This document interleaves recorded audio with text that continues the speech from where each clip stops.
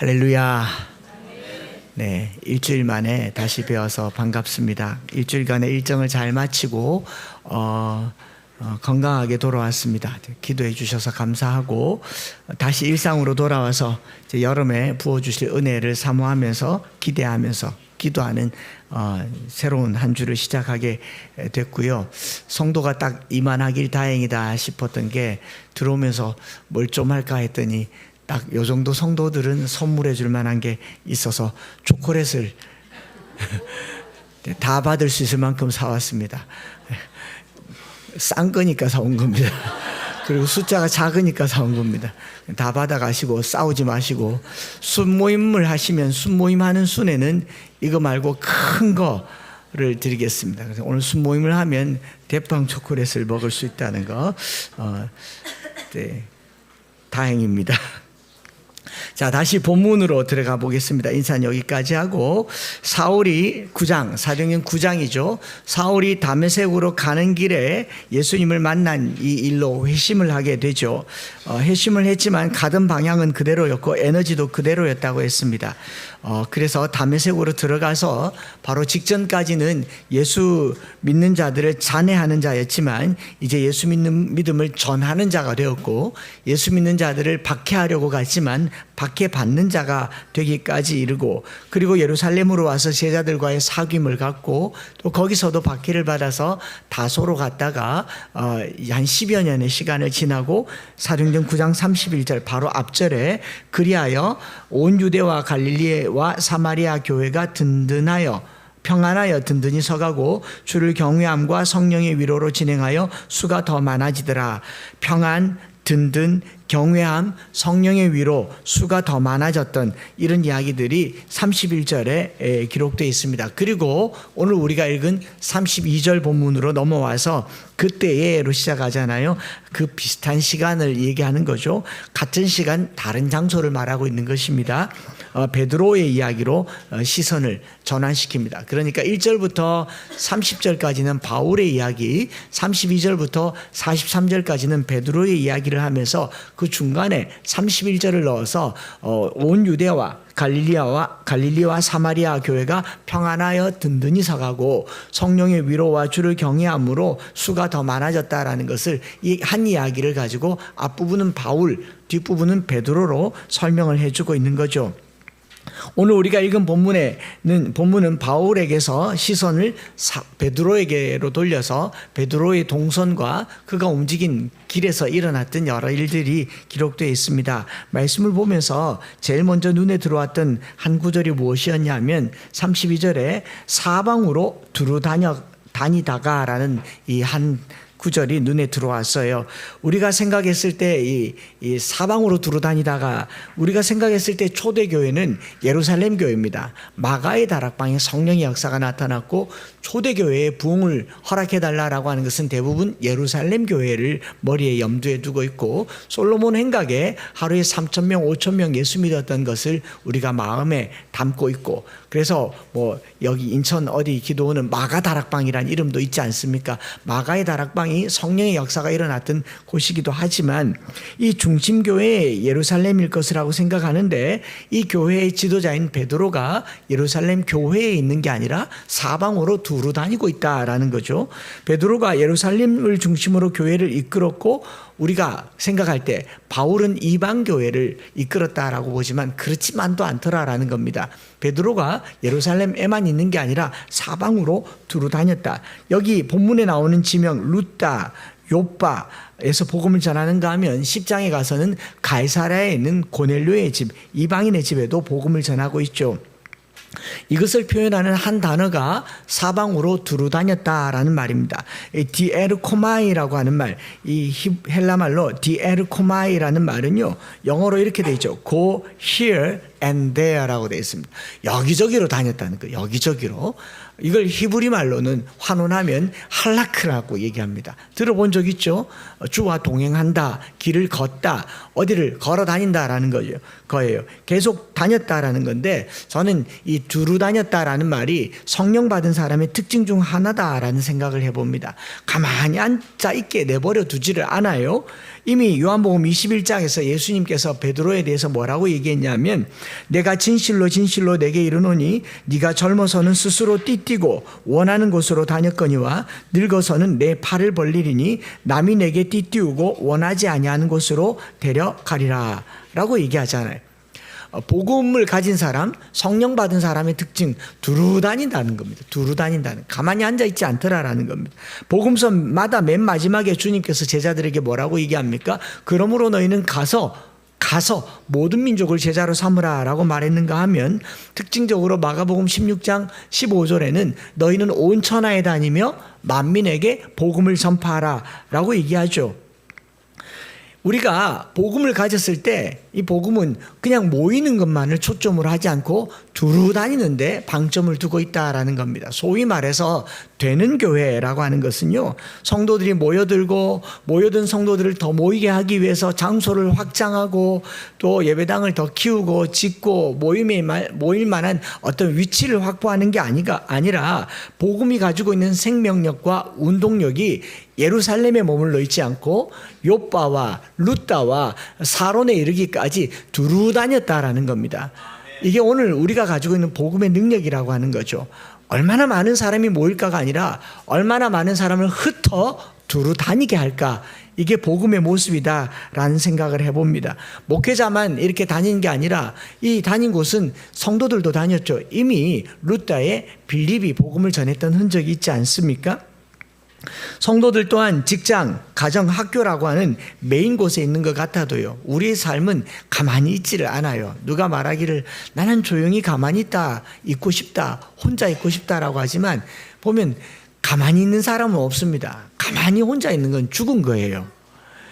여러분 지난밤에 가만히 앉아서 잠잔다 그러죠. 나는 잠꼬대도 안 하고 자면 눈 그대로 일어난다고 하는데 그거 카메라로 CCTV로 찍으니까 밤새도록 움직이더라고요.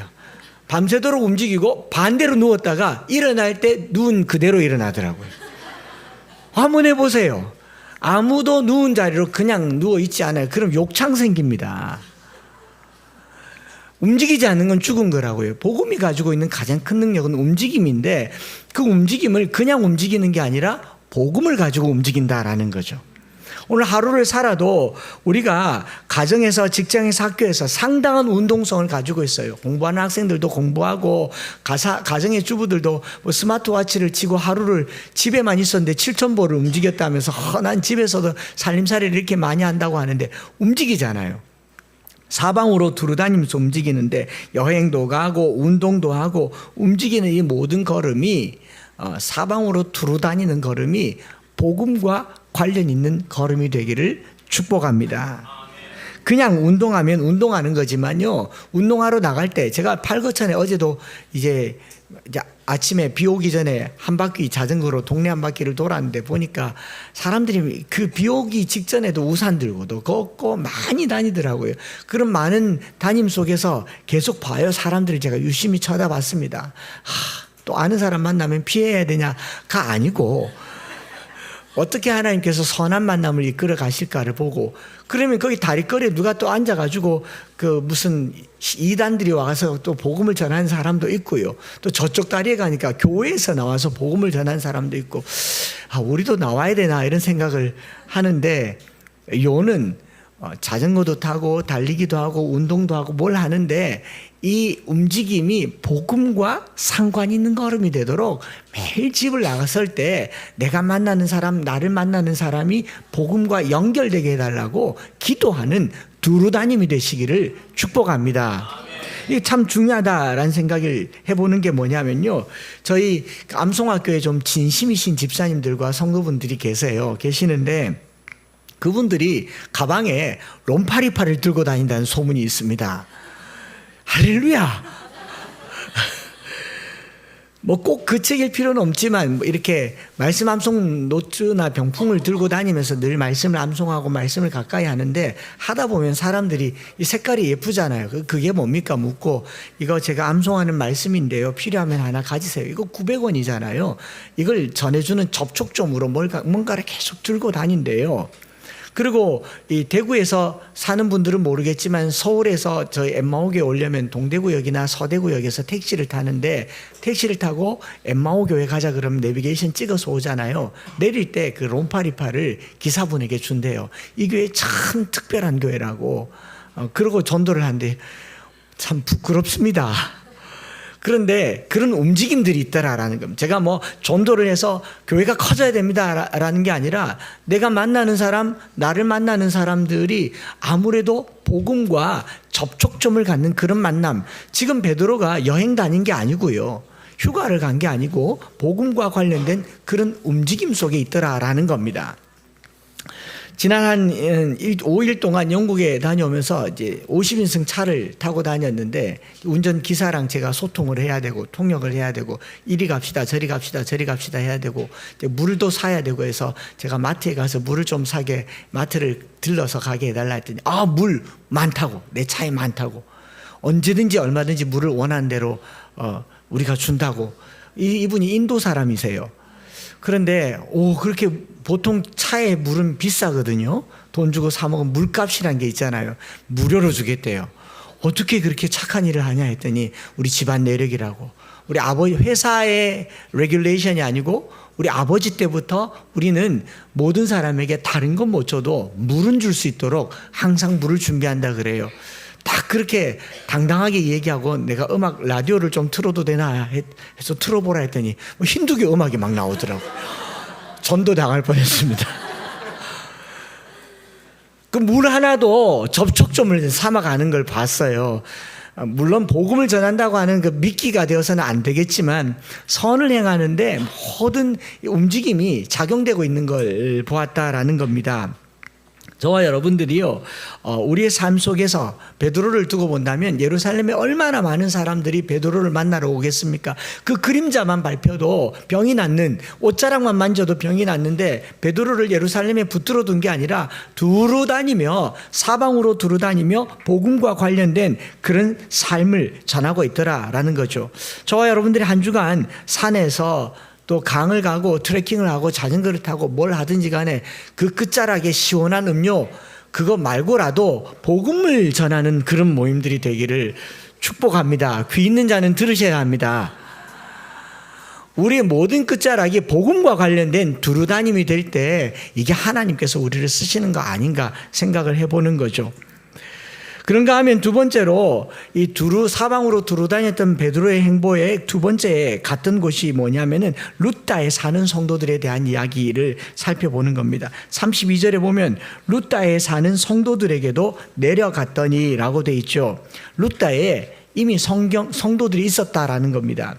아마 짐작하기로는 사도행전 8장 40절에 빌립이 에디오피아 내시를 만나서 남쪽 광야를 지나서 그 가이사랴를 지나갈 때 갔던 곳이 가까운 곳이 루다였기 때문에 빌립과 흩어진 집사들이 먼저 복음을 전했고 베드로는 그 성도들이 있는 곳을 찾아간 것이 아닌가 추측해 봅니다. 사도 베드로가 가기도 전에 이미 복음을 가진 사람이 있었는데 거기 루다가 있고 욥바가 있습니다. 욥바는 예루살렘에서 북서쪽으로 한 50km, 루다는 거기서 한 18km 떨어진 곳인데 가깝다면 가깝고 멀다면 먼 거리죠. 걸어 다니기에는 아주 먼 거리죠. 요즘처럼 차가 있으면 몰라도 그리 가까운 거리는 아닌데 거기에 루다에서 중풍병이 걸려서 8년 된 이 애니아라고 하는 여인을 고친 이야기라든가 욥바에서 다비라다라고 하는 여인이 죽은 이 여제자를 살려낸 이야기가 오늘 우리가 읽은 본문의 이야기입니다. 본문을 계속 묵상하면서 하나님께서 이걸 통해서 우리에게 무엇을 말씀하시고자 하는가, 혹시 하나님께서 저를 통해서 중풍병자를 낫게 하시려는가 생각을 해봤는데 아직 조짐은 안 왔고요. 혹시 죽은 자가 있으면 제게 좀 알려주십시오. 제가 장례식장에 꼭 한번 가서 냉동실에 한번 들어갔다 와보렵니다. 그런 이야기는 아니겠죠. 우리에게도 이 일이 재현되라고 사도행전이 기록된 건 아니라고 말씀드렸죠. 사도행전의 기록은 중풍병자가 살아났습니다. 죽은 자가 일어났습니다. 이거를 재현시키려고 기록된 성경이 아닙니다. 메시지라는 거예요. 메시지.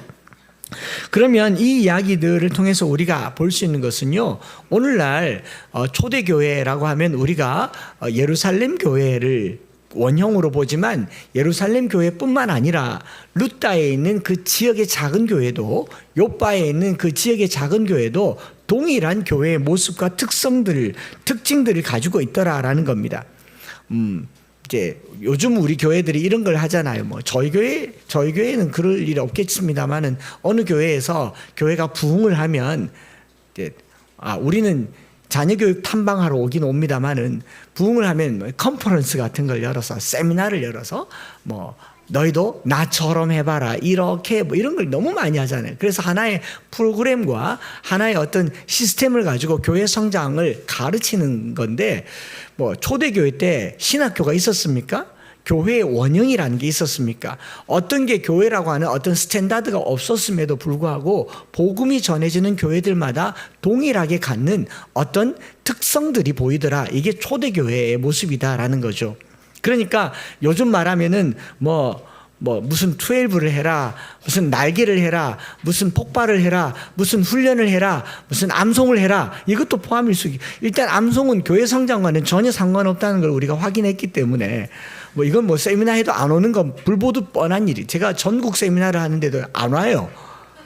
일단 목사님들이 부담을 갖고 그냥 흔히 하는, 그거 왜 하냐고 하지 마세요. 안 해도 전혀 문제 없어요. 그러니까 그런 걸 가지고 교회의 성장이나 교회의 어떤 부흥의 모델로 삼으려고 하는 것은 아닙니다. 우리가 필요하기에 생각하기에 중요하다고 여기기 때문에 함께 자녀들과 함께 가정들이 말씀을 붙드는 것인데, 초대교회는 이런 교육과 원형과 틀이 없는데 예루살렘 교회나 요바의 교회나 루다에 있는 이 교회들이 비슷한 특성을 가지고 있더라라는 겁니다. 그게 뭔가 하면은 첫 번째로 구제와 선행, 그리고 서로 돌봄, 그리고 소통과 공유, 그 다음에 네트워크, 이런 것들이 교회의 모습들에 있었더라라는 거죠. 그래서 오늘날 교회가 해야 될 여러 가지 일들 중에 구제가 들어가는 거고, 목양이 들어가는 거고, 그 다음에 소통이 들어가는 거고, 저는 그 중에서 네 번째로 있는 네트워크라고 하는 게 조금 되게 신선하게 다가왔다라는 거예요. 앞에 있는 것들은 잘 아는 내용이겠지만 네트워크라고 하는 게 조금 신선했어요. 요바에 다비다라고 하는 여인이 죽었고, 요바에서 이 루다까지는 한 18km 떨어졌으니까 걸어가도 4시간은 걸어가야 갈 거리고, 왔다 갔다 하면은 이틀, 하루는 꼬박 걸리는 이 거리에 베드로가 있다는 걸 어떻게 알고, 소문이 났나 보죠. 알고 얼른 이 다비다라고 하는 여인이 죽었으니까 베드로를 오라고 얘기합니다. 지체 말고 오라고 하니까 베드로가 또 지치 않고 가서 거기서 이 다비다를 살려내는 이야기를 하고 있는 겁니다. 여러분, 2000년 전에 스마트폰이 있는 것도 아니고 이메일이 있는 것도 아니고 전화기가 있는 것도 아닌데 그 교회와 교회 간에 어떤 연결이 있었다라는 게 좀 신기해 보였다는 거죠. 그래서 자료를 찾아보니까 1세기 교회에는 보통 로마 시대 때 조합이나 길드라는 게 있었어요. 각 지역의 경제 공동체죠. 이윤과 이익을 위한 상호 조합과 길드가 있었고, 거기 안에 들어가야만 내 물건을 팔 수도 있고 누구의 물건을 살 수도 있고, 요즘으로 치면 회원 가입이 돼 있어야 되는 거죠. 그런데 그것들은 다 지역으로 돼 있었지 초지역적인 네트워크가 없었는데, 유일하게 기독교회, 예수 믿는 교회의 교인들은 초지역적 네트워크를 가졌다라는 게 이 사도행전에서 볼 수 있는 초대교회의 특징이다라는 겁니다. 이게 지금은 우리는 교단이 있고 노회가 있고 총회가 있으니까 다 초지역적 교회라고 얘기를 할 법도 하지만, 그 당시에 예수 믿는다라고 하는 것만으로 지역을 넘어서서 상호 부조와 구제와 구휼이 가능했던 이런 네트워크가 있었다라는 것이고, 그걸 보여주는 단면이 이 요바에 다비다가 죽었는데 다비다를 위해서 베드로를 데리고 오는 장면이 바로 네트워킹이다라는 걸 볼 수가 있는 거죠. 저는 이걸 보면서 이런 생각을 하는 겁니다. 요즘 이제 초첨단 네트워크잖아요. 시대에 살고 있지 않습니까? SNS를 하고 페이스북을 하고 인스타에 올리고 또 무슨 방송을 하고 유튜브를 하고 숏폼을 보고 많은 것들로 공유를 하는데, 신기하게도요, 제가 어렸을 적부터 지금까지 교회와 교회 간에는 네트워크가 안 된다라는 게 교회의 특징입니다. 우리는 초첨단 네트워크 시대를 살고 있는데 초첨담을 쌓고 있는 게 교회입니다. 이웃 교회에서 일어난 일을 알지 못하고 이웃 교회가 얼마나 어려운지를 알지 못할 뿐만 아니라 교회와 교회 사이에는 신문이나 언론에 나와야만 아이고 저 교회 어떡하노 쯔쯔쯔 큰일 났네 목사님 바뀌겠네 이 정도만 알지 옆 교회 이야기를 모른다라는 겁니다. 예수 믿는다는 사실이 서로에게 소통이 되는 게 아니라 불통이 되고 있다는 게 오늘 우리가 한 번쯤 생각해 보아야 할 요소 중에 하나가 아닌가 생각을 해보는 겁니다. 여러분 루다의 애니아라고 하는 여인이 8년간 중풍병에 있다가 나았어요. 많은 사람이 이를 보고 예수를 믿었습니다. 좋은 현상이죠. 그러면 루다에서 베드로를 더 붙들고 싶겠습니까? 보내고 싶겠습니까? 어떻겠어요? 찬스죠. 놀라운 일이 일어났잖아요. 설교 한 번 했는데 부흥이 일어났습니다. 한 번 더 하라고 하겠습니까? 안 하겠습니까? 한 번 더 하라고 하겠죠. 그런데 이 옆 동네에서 18km 떨어진 동네에서 다비다라고 하는 여인이 죽었어요. 죽어가는 게 아니고 죽었어요. 장례 치르러 오란 말이지 살려달라고 부른 게 아닙니다. 맥락상에. 그렇지 않습니까? 그런데 베드로가 가요. 루다에 있는 성도들은 아쉽겠습니까? 안 아쉽겠습니까? 아쉽겠죠. 그런데 성경 본문을 보면 43절에 베드로가 요바에 여러 날 있어 시몬이라 하는 무두장의 집에 머무니라.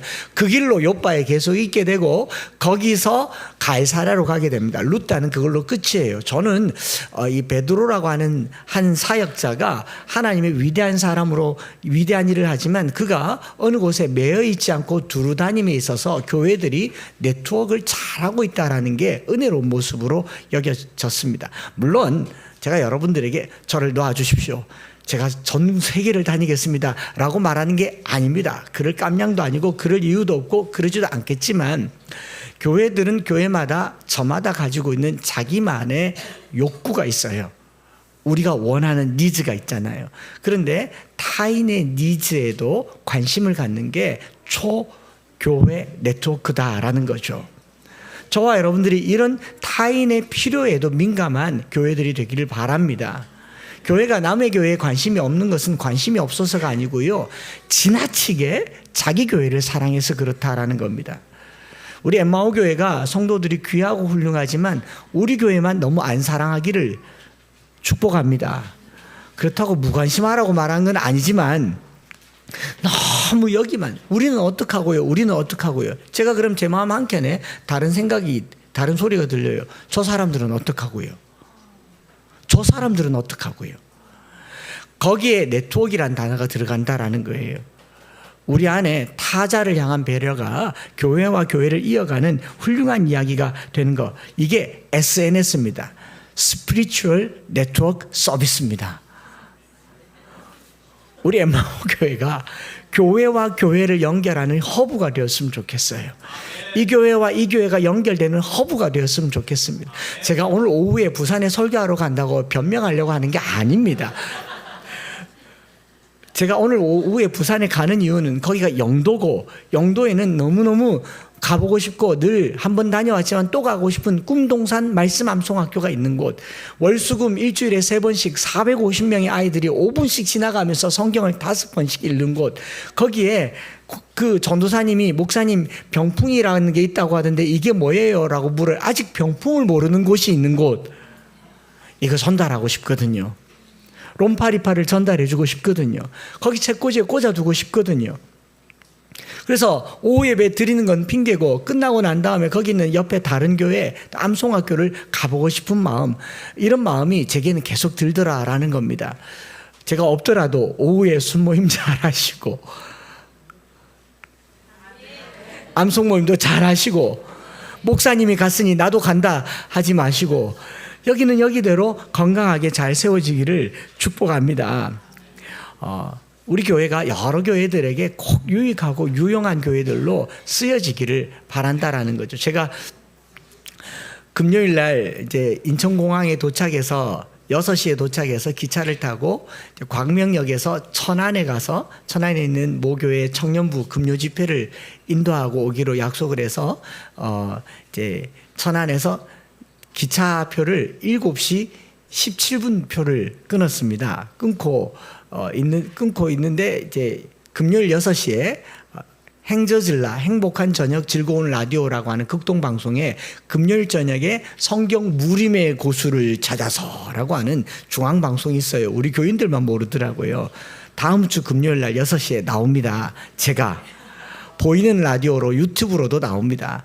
다음 주에 나오기 때문에 한번 시청을 하려고 켰죠. 백은실 사모님이 나오시더라고요. 얼마나 은혜롭고 가정예배에 대해서 정말 꼭꼭 집어서 말씀을 하시는지, 또 그 사이사이에 얼마나 암송학교 교장 선생님 이야기를 깨알같이 광고해 주시는지, 그걸 듣다가 댓글 달고 댓글을 딱 달았는데 기차가 지나가더라고요. 플랫폼에 서서 기차 기다리면서 댓글 달았는데 기차를 놓쳤어요. 집회는 가야 되는데 도착 시간을 보니까 아늑하고, 이런 실수를 할 때가 있나 싶었는데, 무슨 말씀을 드리냐면은 그 네트워크 자체가 이렇게 말씀을 전하는, 말씀을 가지고 얘기하는 걸 보고 있는데 시간 가는 줄 모르더라. 이게 스피리추얼 네트워크 서비스가 아니겠는가라는 거죠. 여러분, 거기도 댓글 달아주시고 여기도 댓글 달아주시고 다음 주 금요일 날 광고하는 겁니다. PPL이었습니다. 근데 그 진행하시는 이제 장대진 국장님께서 막 여운학 장로님 책도 얘기하시는데 우리 규장이 외면하면 안 됩니다 그러길래 제가 그때 마음의 결단이 섰어요. 극동방송에서 협찬하고자 하는 책은 우리가 계속 대줘야겠다. 롬828 돈 주고 팔고 이런 내용이 아니고, 얼마나 좋겠어요. 그 라디오를 듣는 걸로. 이런 네트워크가 이루어지는 곳 중에 하나가 루따라고 하는 성도들이 아닌가 생각을 해봅니다. 보이지 않아요. 그냥 단 몇 절에 나와 있는 곳이지만 베드로를 쉽사리 내어주었던 그 루따에 사는 성도들의 모습을 보면서 우리 엠마오 교회가 이 지역 교회의 필요와 복음을 증가하는 수요를 잘 채워내는데 허브 같은 그런 네트워커가 되시기를 축복합니다. 한 가지 더 말씀드리려고 하는 것은요, 다비다라고 하는 여제자에 대한 이야기가 이 욥바에 나오잖아요. 사도행전에서는 초대교회 사도들의 사역에서 병 낫는 기적에 대한 기록이 굉장히 구체적인 부분들이 많습니다. 나면서부터 걷지 못한 자의 이야기, 또 병자가 낫고 죽은 자가 살아나는 것에 대한 기록이 많은 이유는 아마도 사도행전을 기록한 저자가 누가이기 때문일 겁니다. 누가는 직업이 의사입니다.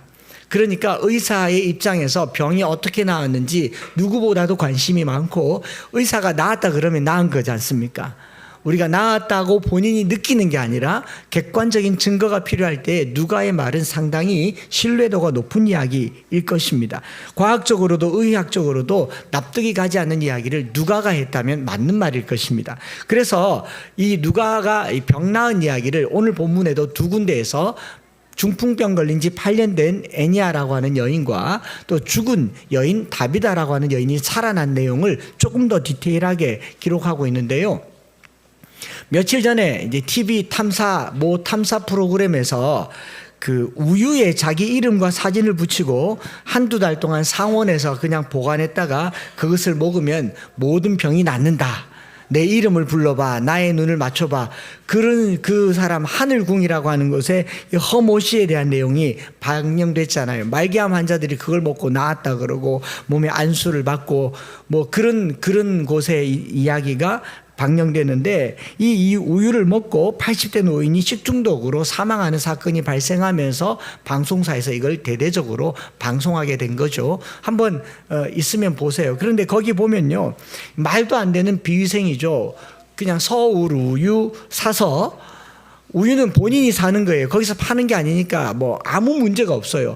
그냥 자기 사진과 이름만 돈 주고 팔아서 그걸 딱 붙여놓고 한번 해보세요. 집에 우유를 가만히 놔두세요. 어떤 사람들은 빨리 숙성시키려고 보온 밥솥에다가 넣어뒀다가 꺼내서 그렇게 먹는데, 제가 이걸 보고 있는데 막 우유 색깔이 썩어가지고 이상한데, 그걸 PD에게 어떤 할머니가 이걸 떠다가 숟가락에 이렇게 짜서 이거 먹어보라고, 정말 속이 편해지고 난 이걸 먹고 모든 병이 다 나았다고 얘기를 하는데, PD가 그걸 받아서 먹더라고요. 못 먹을 것 같죠. 근데 방송이니까 한번 먹어는 보는 것 같아요, 실험상. 근데 PD의 표정이 그렇게 나쁘지 않아요. 제 마음 한켠에 묘한 믿음이라는 게 생기기 시작하는 겁니다. 요거트 아닌가? 요거트잖아요. 요구르트 해보시기 바랍니다. 다만 그 이름과 사진은 빼고 예수님 이름 붙여놓고 만병이 났습니다. 그런데 이걸 우리가 보고 있는데도 보증이 안 되잖아요. 누가가 썼을 때는 확증이 된다라는 거예요. 데오빌로가 누가의 말을 들었을 때는 신뢰할 만한 이야기다라고 할 만한 내용이 바로 누가인 것이죠. 그래서 오늘 본문에도 애니아라는 사람을 8년 된 중풍병자라고 얘기하고 있는데, 그런가 하면 다비다라고 하는 여인이 죽었다가 살아났을 때 일으키는 모습을 보면요, 9장 40절과 41절에 베드로가 사람을 다 내보내고 무릎을 꿇고 기도하고 돌이켜 시체를 향하여 이르되 다비다야 일어나라 하니 그가 눈을 떠 베드로를 보고 일어나 앉는지라. 베드로가 손을 내밀어 일으키고 성도들과 과부들을 불러 그가 살아난 것을 보이니. 그냥 단 2절 읽었을 때는 뭐 죽은 사람 살렸겠구나 싶었는데, 이거를 영어 성경이나 원문을 조금 더 들여다보면 좀 소름 돋도록 무서울 만큼 누가가 디테일하게 기록했어요. 뭐라고 얘기하냐면 40절에 Peter said 다비다 get up. 다비다야 일어나라라고 얘기를 하니까 she opened her eyes. 자, 누워 있다가 시체가 있다가 눈을 떴어요. 그리고 seeing Peter, she sat up. 눈을 뜨고 일어나 앉으면서 베드로를 쳐다봐요. 다 내보냈는데 둘이 있는데 얼마나 리얼합니까? 저는 이거 못할 것 같아요. 냉동실에 들어가서 기도를 했는데 누워있다가 쳐다보는 거죠. 상상이 안 되지 않습니까? 그런데 41절 보면요, He took her by the hand and helped her to her feet. 뭐라고 얘기하냐면 잡아요. 손을 내밀어서 잡고 일으켜서 앉힙니다. 이 장면요, 누가가 굉장히 리얼하게 기록했잖아요. 살아났다는 거죠. 눈 떴고 앉았고 손을 잡아 일으켰고 그리고 데리고 일으켜서 세웠다라는 겁니다. 앉기는 앉았는데 혼자 못 섰는지 베드로가 그 손을 잡았어요. 그 손 잡기는 쉽겠습니까? 염을 했을 텐데. 씻었잖아요. 씻어서 방에 눕혔는데 누워있다가 눈 떴어요. 앉았어요. 베드로가 잡아서 일으켰어요. 이렇게 기록하고 있고, 그리고 이제 과부들에게 데리고 갔더니 성도들이 그가 살아난 것을 보였다. 상당히 구체적으로 기록하고 있습니다. 이 정도쯤 되면 베드로는요, 하늘궁 안 차리고 요바궁 차릴 판입니다. 그러지 않습니까? 놀라운 일이 일어났잖아요. 그러면 모든 시선이 어디로 가야 됩니까? 베드로에게 가야 되죠. 그런데 누가가 이걸 기록하면서 베드로에게 시선과 초점을 두지 않고 있다는 게 이 기록의 핵심이다라는 거예요.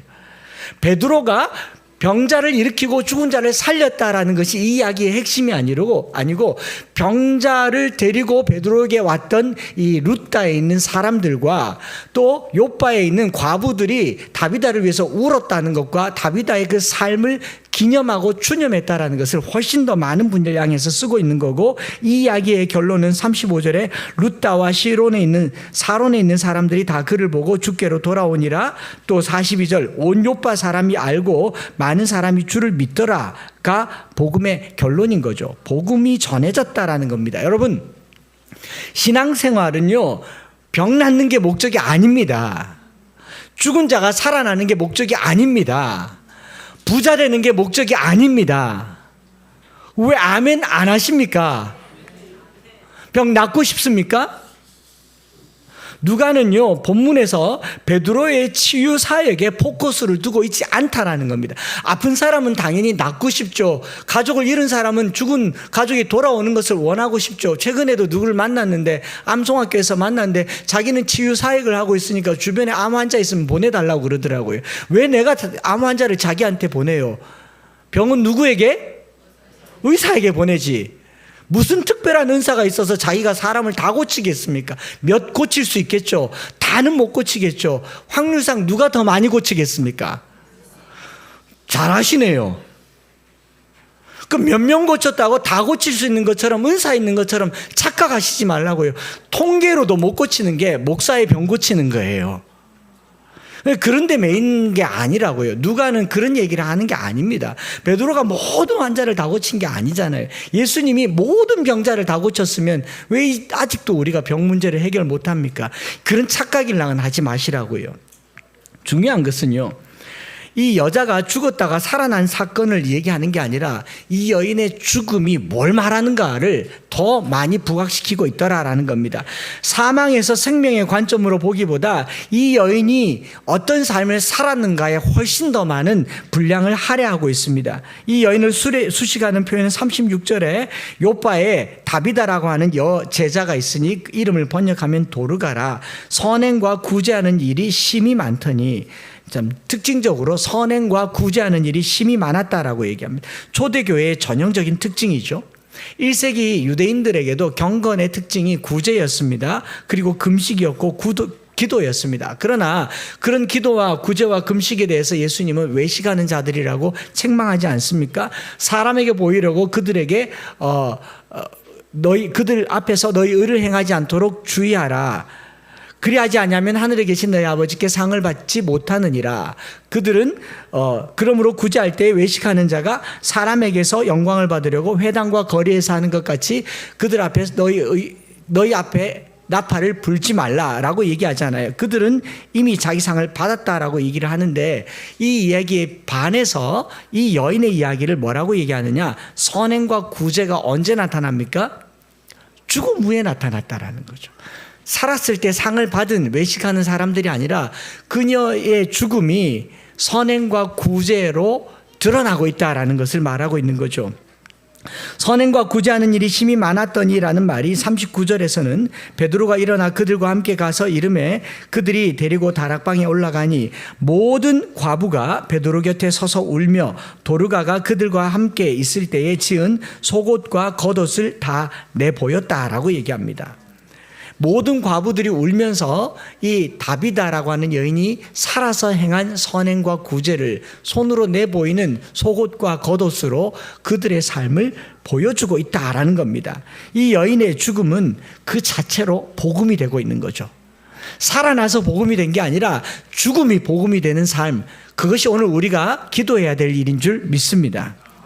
우리가 살려고 아둥바둥하고 병 고치려고 아둥바둥하고 돈 많이 가져서 뭔가를 하려고 아둥바둥하는 게 아니라 내 삶이 죽음에 이를 때까지 선행과 구제하는 일을 다 하시고 죽고 난 후에 드러나는 그 삶이야말로 저는 복음이라고 생각합니다.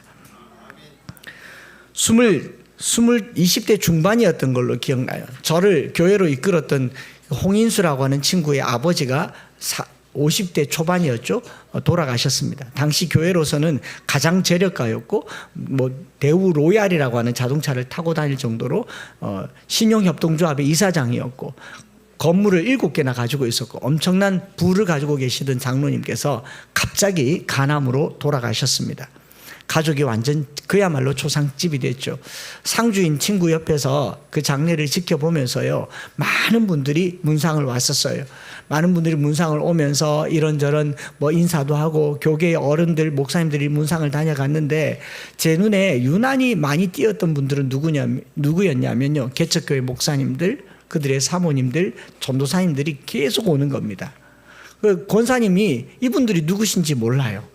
가족들은 모르는데 많은 사람들이 계속 옵니다. 그러면서 하는 말이, 장로님 살아 계셨을 때 계속 우리를 도와주셨습니다. 알게 모르게 도와주셨습니다. 그 구제와 선행은 죽고 나서야 알게 되는 것이더라라는 거죠. 그러면서 그 권사님이 말하더라고요. 저 양반이 내가 잔소리를 하도 하니까 몰래 했나 보네. 하지 말라고 말하는 게 아니에요. 그 잔소리 듣기 싫어서 한 게 아니라 삶이 구제하고 베푸는 삶을 살다 보니 죽고 나서 그 문상하는 곳에 사람들이 복음이 되었던 것을 제가 각인되어서 기억하고 있습니다. 저와 여러분들의 삶은요, 살았을 동안은 모릅니다. 다비다라고 하는 여인이 죽었다가 다시 살아난 것을 기적으로 보는 게 아니라 그녀의 죽음이 선행과 구제로 드러났기 때문에 이것을 우리는 아름답다고 여기는 것입니다. 사랑하는 성도 여러분, 병 나아도요, 또 병 걸립니다. 하나님이 이 병 고쳐주셨다고 자랑할 만하지 않아요. 또 병 걸려요. 무좀이라도 걸릴 겁니다. 감기라도 걸릴 거예요. 병 안 걸리고 우리 살 수 있는 사람이 없어요. 기독교는 병 고치는 종교가 아닙니다. 죽었다가 살아나도요, 다비다요, 죽었어요. 죽었어요. 그 무덤이 다 비어요. 썩어가지고.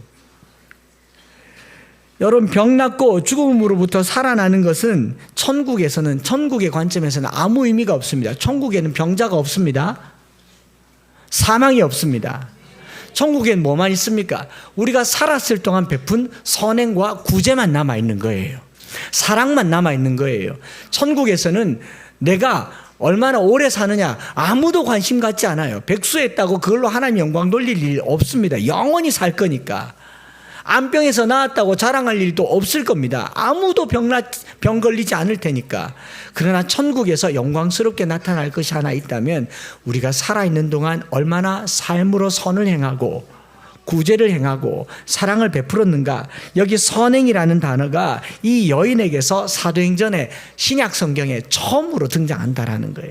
구제는 누구나 다 하지만 선행, 마태복음 5장 16절에 이같이 너희 빛이 사람 앞에 비치게 하여 그들로 너희 착한 행실을 보고 하늘에 계신 너희 아버지께 영광을 돌리게 하라 라고 이야기했던 이 착한 행실, 아가토스라고 하는 말, 히브리 말로는 토브라고 하는 말, 하나님의 성품, 하나님의 선하심에서만 나올 수 있는 이 착한 행실이 이 다비다라고 하는 여제자에게서 나왔다라는 게 저는 이 선행이 은혜롭고 아름답다라고 여겨집니다.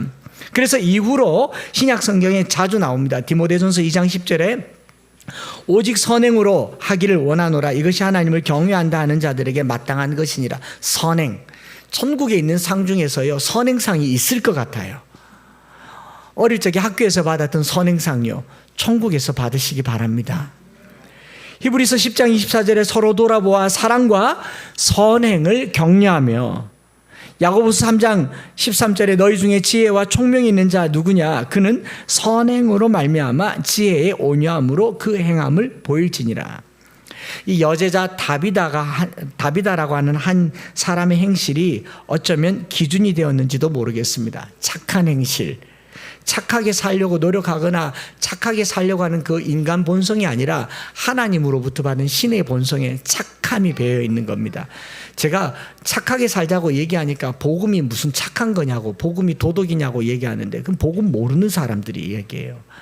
착하게 사세요.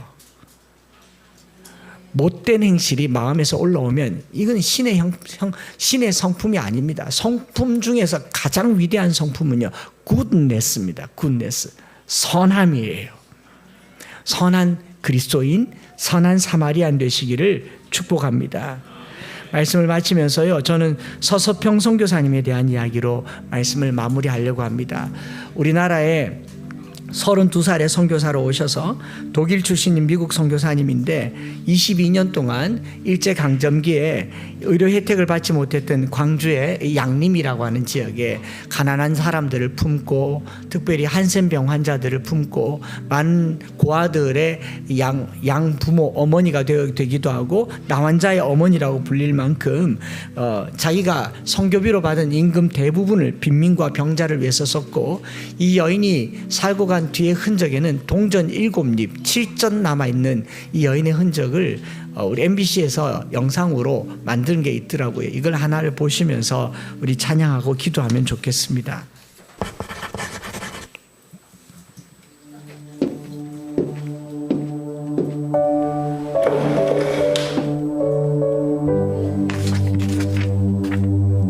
Without exception, they were all starving, ill, or suffering from other reasons. 32, 조선으로 온 독일 출신 간호사. 남자 검정 고무신을 신고 한복을 입고 된장찌개를 먹으며 조선인의 친구로 산 그녀. 엘리제 요하나 쇠핑, 한국 이름 서서평. 그녀가 죽자 조선인들 수백 명이 거리로 나와 오열했습니다. 어머니라 외치며.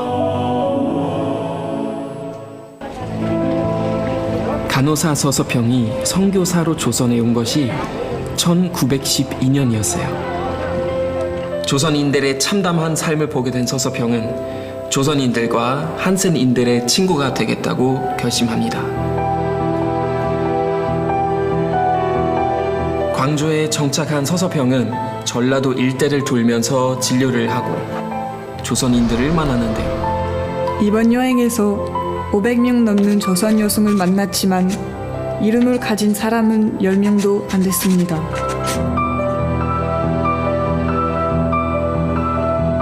남편에게 노예처럼 복종하고 아들을 못 낳는다고 속박받고 남편의 외도로 쫓겨납니다. 이들에게 이름을 지어주고 한글을 깨우쳐주는 것이 제 가장 큰 기쁨 중 하나입니다.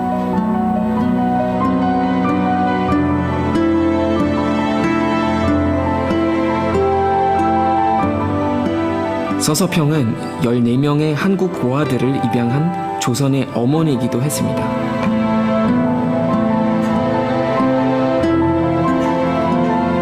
당시 선교사 생활비가 매월 3원이었대요.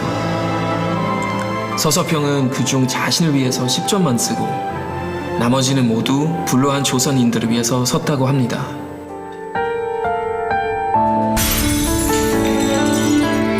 과로와 영양실조로 사망한 서서평. 조선에서의 22년 삶. 그녀가 남긴 것은 돈 7전과 강냉이 가루 2홉, 거지에게 반을 찢어주고 남은 반장짜리 담요, 그리고 좌우명이 적힌 메모.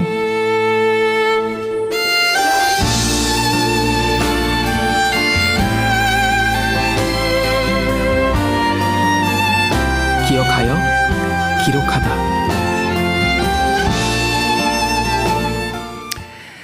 마지막에 있는 이 not success but serve란 표현을 우리가 기억해야 할 겁니다. 성공해서 남 섬기는 법은 없어요. 이 시대의 성공은요, 정복이죠. 남보다 내가 나아야 성공이지 성공이라고 볼 수가 없습니다. 여러 번 얘기하지만 하나님 돈 많이 주시면 내가 큰일 한다. 안 가져도 큰일 할 수 있습니다.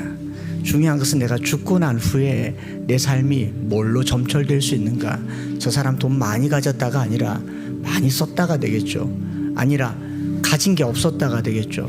마음 한켠에 좀 진지한 도전을 드리려고 합니다. 우리 교회에서 어린아이들이 여기서 사랑으로 자라는 건 좋은데 사랑을 너무 많이 받으니 이 아이들이 욕심꾸러기가 되어가는 것 같은 묘한 위기감을 느낍니다. 편의점 가고 있다는 얘기를 들었어요. 편의점을 주일마다 가면서 뭘 이것저것 유스부터 시작해서 온데 청년들도 마찬가지죠. 카페를 다니고 편의점을 다니고 우리가 주의를 온전하게 지키기 위해서 카페도 가야 됩니다. 그러나 그게 필요 이상의 소비가 된다면 우리는 더 이상 섬기는 자들이 아닙니다. 누군가를 부리는 자들이 되겠죠.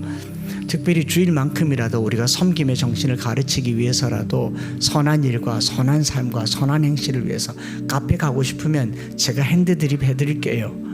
분위기 좋은 데서 커피 마시시고 교회에서 그거 모아서 6월 한 달은 특별히 전 세계의 전쟁 고아들을 위해서 조금 마음을 모아보는 그런 한 달이 되었으면 어떨까 하는 마음이 들고 6월 마지막 주에는 우리 주먹밥 먹을 거예요. 도시락 안 싸오고 전쟁 군량 식사로 점심을 한번 먹어볼까 생각도 하고 있습니다. 저나 여러분들이 한 번쯤 우리의 삶이 선행과 구제로 점철되는 것을 아이들에게 가르치는 것도 교육인데 생각보다 이기적으로 변해가고 있는 아이들의 모습을 보면서 이 용돈을 줬더니 사 먹으라고 주는 줄 알고 용돈을 주면 자기 돈인 줄 아는 이런 이기심을 부모님들이 조금 전환시켜 주셨으면 좋겠습니다. 어떻게 이 돈을 흘려서 선한 데 쓰는지 굿네이버스도 있고 기아 대책기구도 있고 가난한 사람들과 관련된 여러 가지 것들을 통해서 봉사하는 대로 쓰면 좋겠고 여름 지나면은 캄보디아나 여러 선교지에도 우리의 발걸음들을 이제 옮겨가야 될 때가 되지 않았는가 생각하면서요.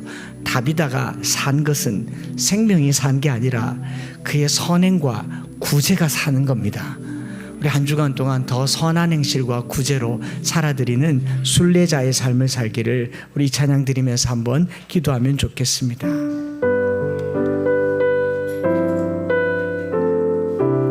그렇게 살려면요 고달플 수밖에 없어요. 가난할 수밖에 없고 배고플 수밖에 없겠습니다. 그래서 우리는 이렇게 찬양하겠습니다. 저 멀리 된 나의 시온성 오 거룩한 곳 아버지 집 내 사모하는 집에 가고자 한밤을 세웠네. 저 망망한 바다 위에 이 몸이 상할지라도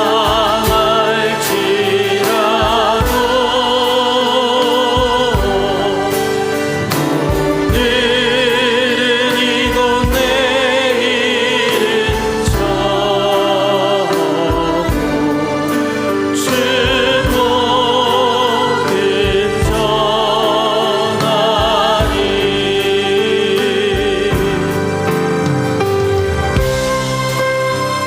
우리 다시 2절 찬양할 텐데요. 빈들이나 사막에서 이 몸이 고날지라도 오 내 주 예수 날 사랑하사 날 지켜주시고. 오늘 우리가 베드로가 갔던 그 사방으로 두루 다녔던 그 길이 고아와 과부와 가난한 자들에게 겉옷과 속옷을 지어주며 구제하고 선행을 베풀었던 그 길이었던 것을 생각하며 한 주간 동안 우리의 삶이 선한 행실이 되기를 사모하는 마음으로 우리 같이 한번 찬양하겠습니다. 아득한 나의 갈 길, 아득한 나의 갈 길 가다고 저 동산에서 편히 쉬되 내 고생하는 모든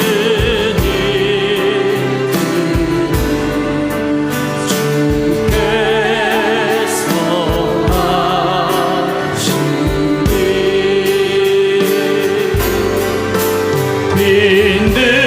빈들이나 사막에서 이 몸이 고날지라도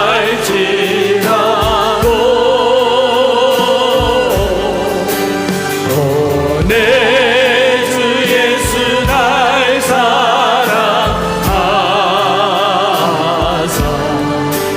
날 지켜주시. 빈들이나 사막에서 빈들이나 사막에서 이 몸이 고날지라도 오 내 주 예수 날 사랑하사 날 지켜주시리. 우리 시간에 한번 기도할 때에 베드로가 예루살렘에 머물러 있지 않고 이 룻다와 욥바로 갔을 때 그가 만난 사람들은요, 부유한 사람들, 유력한 사람들은 아니었습니다. 병든 사람이었고 죽은 사람이었고 과부들이었고, 그들의 삶 속에서 나타났던 교회의 특징은요, 양보하고 배려하고 서로 소통하고 그리고 선행과 구제로 일삼았던 것이, 그것이 그들의 삶의 한 단면이었다면, 오늘 우리 교회가 초대교회를 꿈꾼다면 이건 배워야 하지 않는가 생각을 합니다. 우리 한 주간 살면서요, 아이들 키워가면서 보니까 사랑을 베풀면 베풀수록 이 사랑의 갈증을 더 느끼는 아이들, 물질의 갈증을 더 느끼는 아이들, 세상 재미의 갈증을 더 느끼는 아이들에게 이 아이들이 어떻게 하면 더 사랑하며 살 수 있을까는요, 사랑은 받는 게 아니고요, 하는 겁니다. 물질은 가지는 게 아니고 베푸는 거예요. 우리가 계속 주기만 할 것이 아니라 준 것을 어떻게 쓰는지도 가르치는 게 부모죠. 그냥 계속 주니까 이것들이 당연한 줄 알아요. 자기들이 노는 게 당연한 줄 알아요. 우리 부모들이 책임을 가지고 가르쳤으면 좋겠습니다. 이 아이들이 사는 게 자기 노력으로 사는 게 아니잖아요. 하나님의 은혜로 사는 거잖아요. 선행과 구제가 우리의 삶의 끝자락에 남기를 원합니다. 저나 여러분들이 머지않아 주님 곁에 갈 때에 자녀들이 우리가 남긴 게 아무것도 없는 걸 보면서 엄마 아빠가 평생 선행하고 구제하고 남긴 게 없고 속옷과 겉옷밖에 없었다, 이게 자녀들에게 메시지가 되었으면 좋겠어요. 여러분, 집 남겨주려고 돈 법니까? 재산 남겨주려고 돈 법니까? 그거 마시고요, 우리 아이들에게 사랑과 선행과 구제를 가르치는 부모가 될 수 있도록 부모들은 기도하시고, 자녀들도 주님 닮아서 선행을 행하고 사랑을 행하는 구제하는 한 주가 될 수 있도록 우리 특별히 호국보훈의 달에 전쟁 가운데 있는 국가들을 위해서 기도하시고, 이 두 가지를 가지고 합심해서 기도하겠습니다. 하나님 아버지, 오늘 우리가 주의 말씀을 받으면서 베드로가 룻가와 욥바에 이르기까지 사방으로 두루다니며 복음을 전했던 그 걸음들을 생각해 봅니다. 하나님, 그 걸음에 끝자락에 병자가 낫고 죽은 자가 일어났지만 그들 속에 있는 교회의 한 단면을 우리가 살펴보았습니다. 살피고 헤아리고 구제하고 선을 행하며 소통하고 교통하며 서로 네트워킹이 되어 있는 이 귀한 모습들 속에서 아버지 하나님, 오늘 우리 교회가 여러 지역 교회들과 소통하는 교회, 교통하는 교회, 나눔이 되는 교회 되기를 원합니다. 우리가 얼마나 베풀고 얼마나 나누고 얼마나 흩어 구제하였는가가 삶의 한 자락이 될 수 있도록 주님 도와주시옵소서. 내 마음을 짓누르고 있는 돌덩이 같은 것들이 아버지 하나님 더 흩어 나눔으로 삶이 될 수 있도록 도와주옵소서. 더 가지려고 하기보다 더 베풀게 하시고 더 나눌 수 있는 우리 한 주가 될 수 있도록 주님 역사하여 주시옵소서. 빈들이 다 사막에서 이 몸이 상할지라도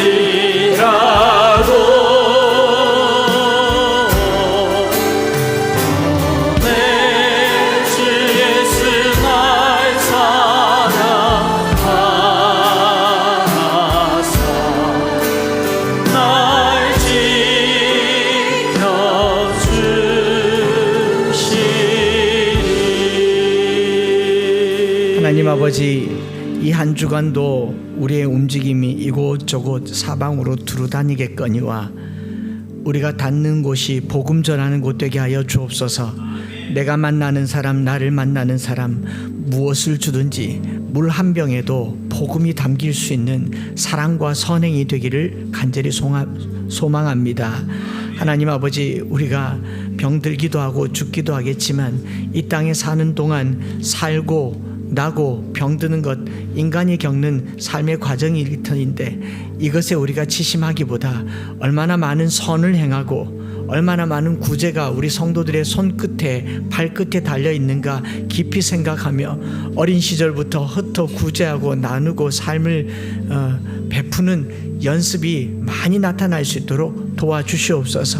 하나님, 전쟁 전과 후 우리나라가 얼마나 가난하였으며 얼마나 많은 선교사들이 서서평 선교사님과 같이 와서 요 하나, 동전 7입, 그리고 옥수수 가루 2옵 남겨두고 떠나갔던 그 인생의 끝자락에 오늘 우리는 이렇게 큰 교회의 복을 누리게 되었습니다.